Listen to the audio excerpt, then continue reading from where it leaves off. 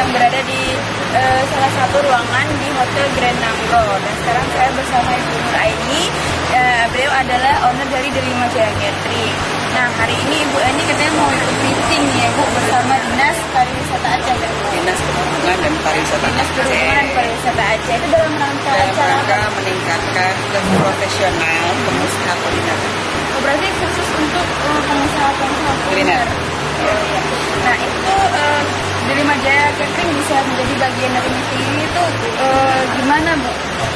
Bisa Mungkin itu menjadi suatu penilaian sendiri bagi Disdukpan untuk memilih kami Delima Jaya Catering untuk bisa hadir hari ini dan terpilih menjadi peserta. Berarti yang udah hadir hari ini itu benar-benar pengusaha-pengusaha kuliner pilihan yang ada di Aceh ya. Insya Allah.